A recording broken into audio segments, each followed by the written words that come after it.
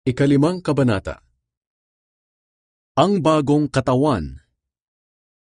Alam natin na ang ating katawang panlupa ay parang bahay na ating tinutuluyan habang nasa mundo pa tayo, at ito'y masisira. Ngunit alam din natin na may inihandang katawang panlangit ang Diyos para sa atin, na hindi mamamatay kailanman. Ang katawang ito ay ginawa ng Diyos at hindi ng tao. Dumaraing tayo sa ngayon, dahil pinananabikan nating maisuot na ang katawang panlangit. At kapag nangyari ito, hindi matatagpo ang hubad ang ating kaluluwa. Habang nandito pa tayo sa ating katawan, dumadaing tayo dahil sa mga paghihirap. Hindi dahil sa gusto na nating mamatay, kundi dahil sa gusto na nating magkaroon ng bagong katawan para mapalitan na ang katawang may kamatayan ng katawang walang kamatayan. Ang Diyos na rin ang siyang naghanda sa atin para tanggapin natin ang bagong katawan. At bilang katiyakan, ibinigay niya sa atin ang kanyang banal na espiritu. Kaya panatag ang aming kalooban kahit na alam namin na habang nabubuhay pa tayo sa ating katawan, ay wala pa tayo sa tahanan ng Panginoon. Sapagkat namumuhay tayo sa pananampalataya at hindi ayon sa mga bagay na nakikita.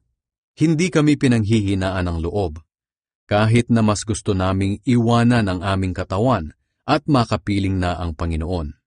Kaya naman sinisikap naming malugod ang Diyos sa amin, maging dito man o sa piling na niya, sapagkat haharap tayong lahat kay Kristo para hatulan.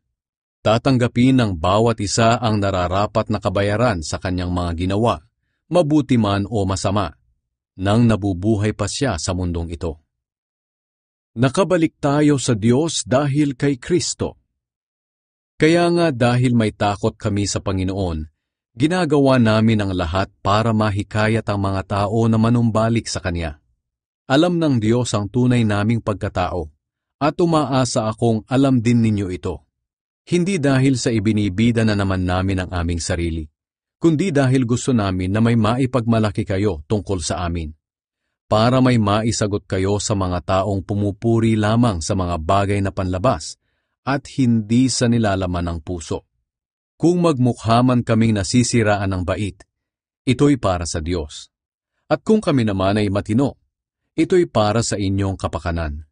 Sapagkat ang pag-ibig ni Kristo ang siyang nag-uudyok sa amin na sundin ang kanyang kalooban. Kumbinsido kami na namatay si Kristo para sa lahat, kaya maituturing din na namatay ang lahat.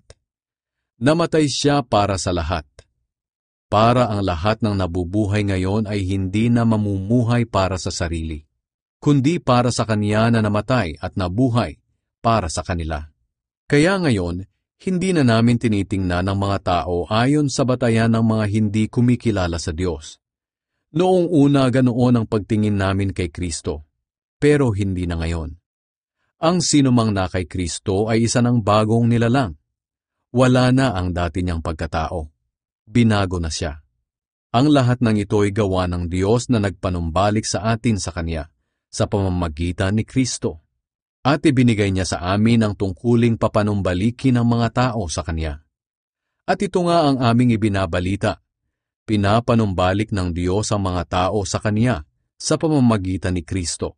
At hindi na ibinibilang na laban sa kanila ang kanilang mga kasalanan. At kami ang kanyang pinagkatiwalaan na magpahayag ng mensaheng ito.